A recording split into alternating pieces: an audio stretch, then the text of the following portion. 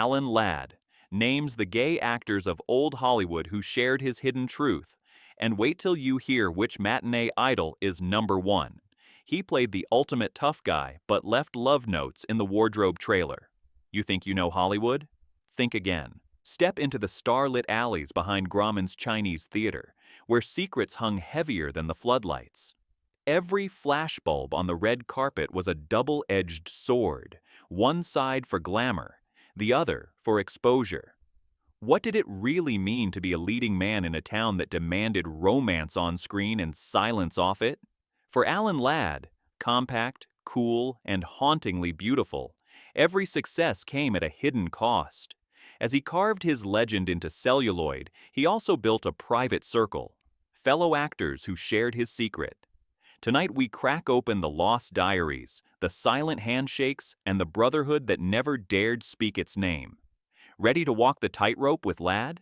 Hit subscribe now because the stories you're about to hear would have cost careers and maybe lives in their day. Alan Walbridge Ladd enters the world in 1913, clutching a future that nobody could predict. Born into struggle in Hot Springs, Arkansas, and orphaned by the age of 4, he's raised by a fiercely determined mother who drags him west in search of something better. Hollywood is their finish line and their battleground. By the time he's 16, Alan is impossibly handsome, tragically shy, and determined to outrun poverty. At school, he's the kid eating lunch alone on the football bleachers, dreaming of adventure serials and silent heroes. Fate intervenes with a bout of malnutrition, Ladd's growth is stunted, his frame forever slight. But there's something about him, a coiled intensity, a smoldering gaze. He's the boy every casting director can't quite figure out, too short to play the brute, too intense for the nice guy. He claws his way onto the Paramount lot in the late 1930s, taking odd jobs, dodging rejection, and finally landing bit parts. His big break arrives with This Gun for Hire, overnight. Alan Ladd is a sensation, the tough guy with haunted eyes. Women swoon, men grit their teeth, and the box office rings out with every clipped line of dialogue. He builds a persona of cool detachment, all hard shell and soft shadows. Off-screen, though, Ladd is a contradiction. He marries early, then again, never quite able to shake the cloud of loneliness that follows him from set to set. Close friends and co-stars speak of a man both deeply kind and tightly guarded, a loyal companion, but a stranger to most. Hollywood's old guard whispers about his secret dinner parties, his after-hours poker games where only a chosen few are invited. Ladd's home becomes a sanctuary for actors on the margins, those who, like him, live with one foot in the light and one forever in shadow. The rumors chase him from Shane to the Blue Dahlia. Is Alan Ladd hiding something? The tabloids circle, columnists drop hints, but the code of the day is unbreakable. Ladd keeps his friends close, his truth even closer. Every kindred spirit he finds, a fellow actor, a camera operator, a nervous ingenue, becomes another keeper of secrets. Sometimes at rap parties, a certain look passes between them. Relief, gratitude, fear. Ladd learns the rules. Never put it in writing, never linger too long in a dressing room, never trust the wrong smile. By the 1950s, Ladd is an institution. Shane cements him as a legend, but he's haunted by more than a dozen close calls. Studio bosses, fixing rumors, handlers destroying letters, the odd private detective paid to snoop. It's a decade of cocktails and code words, where true love is always a risk and loyalty is the most precious currency. Ladd's own pain, battles with depression, the weight of living a double life, carve deep grooves into his soul, but he doesn't break. Instead, he compiles his own quiet honor roll. The men and women who walk the same tightrope, the ones who shared his hidden truth. All those battles carved a blacklist into his memory, one he's finally ready to share. Late in life, he finally opened his private notebook.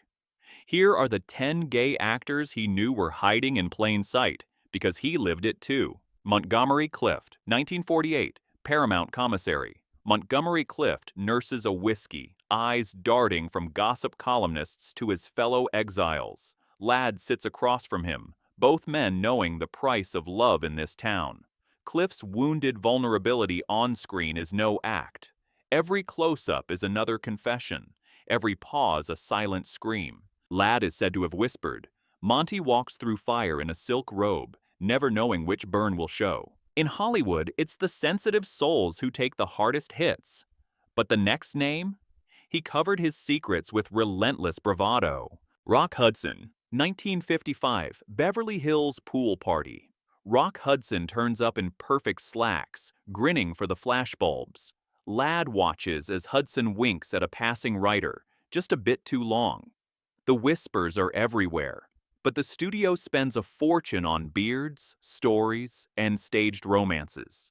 Rock and Allen exchange a knowing look, brotherhood without words. Ladd is alleged to have said, "Rock's closet was built by Paramount's finest carpenters and guarded by 1,000 secrets." Strength isn't always loud. The next actor survived by turning every scene into a masquerade. Anthony Perkins. In the year 1960, the Psycho set is crawling with nerves and caffeine. Anthony Perkins huddles with Hitchcock, jittery, hopeful, haunted. Ladd spots him in the shadows, watching as Perkins makes careful small talk with a young set dresser. Later, they exchange glances backstage, just two actors hiding from the world and from themselves. Ladd allegedly confessed Tony wore his own fear like a costume, hoping the audience would never see the zipper. Some masks get glued on too tight. The next name was so open, he paid the price with his career. William Haynes. In 1929, a raucous MGM after-party. William Haynes is the life of the room, trading barbs with Louis B. Mayer himself. Everybody knows about Haynes and Jimmy Shields, but Haynes won't play the shame game. Ladd, just a kid then, remembers hearing the legend. Haynes refused to choose between love and career, and Hollywood chose for him. Ladd is alleged to have remarked, "Billy laughed in the faces of every hypocrite, and they never forgave him for it." Sometimes, survival means walking away with your head held high. Next up, a star who hid in plain sight. Ramon Novarro. In 1934, MGM backlot. Ramon Novarro slips through crowds like a shadow, head down, eyes gentle. Ladd, arriving for a screen test, catches sight of Novarro's private smile, a rare moment of peace. Everyone whispers, but Novarro's charm keeps the wolves at bay. Ladd is alleged to have mused, "Ramon loved the movies, but they never loved him enough to let him breathe." Charm is armor, but even armor cracks. Next, a matinee idol whose bachelor pad was legendary for its late-night visitors. Roddy McDowall. The year was 1957, a Sunday brunch in the Hollywood Hills. Roddy McDowall tells jokes, collects friends, and, according to Ladd, always knows who can be trusted. His home is a safe harbor for the vulnerable, the cast-aside, and the secretly proud. Ladd is alleged to have told a confidant, "Roddy made his guest list like a lifeboat, only the trustworthy get aboard." Real family is chosen. The next man risked everything for one secret kiss. George Nader. In 1956, a Universal Studios back office. George Nader handles a crisis with cool grace. The studio is desperate to keep his private life private. Ladd, ducking a press call, sees Nader comfort a frightened extra behind a locked door. It's the brotherhood, unspoken, unbreakable. Ladd is alleged to have remarked, "George kept more secrets than the studio vault, his own, and half the town's." Trust is the currency of survival. The next name? His power couple act fooled the press for years. Tab Hunter, 1953, the Santa Monica Pier at dusk. The lights of the carousel blur in the salty air as Tab Hunter rides in gentle circles, his so-called girlfriend of the month waving to the crowd. But Alan Ladd, watching from the rail, notices where Tab's eyes really wander, a lifeguard, all tanned muscle and effortless ease, leaning by the surf. Every magazine calls Tab America's boy next door, but the mask is exhausting. Tab laughs loudly for the cameras, but in stolen glances and hurried farewells, he finds fleeting relief from the performance. Hollywood scripts his life in sugar, but underneath it's silence, coded language, and longing. Ladd allegedly said, "Tab sold innocence, but kept the best parts of himself locked away." Sometimes the hardest part is just being yourself.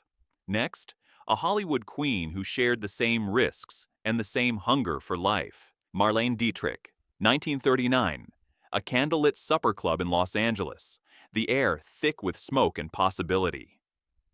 Marlene Dietrich sweeps into the room, tuxedo tailored sharp, every movement daring the crowd to blink. She finds Alan Ladd in a shadowed booth, and their talk is a dance of code. No need to say the word, both understand perfectly. Dietrich's love affairs are legend, but few see past the top hats and the rumors. She lives bravely, carrying her secrets in plain sight, never letting the world decide who she can be. Ladd is alleged to have quipped, "Marlene didn't need a closet, she kept her secrets in a suitcase." It takes a genius to outsmart the spotlight. The final name? The ultimate icon, whose bachelor reputation was Hollywood's open secret. Cary Grant, 1941, The Chateau Marmont.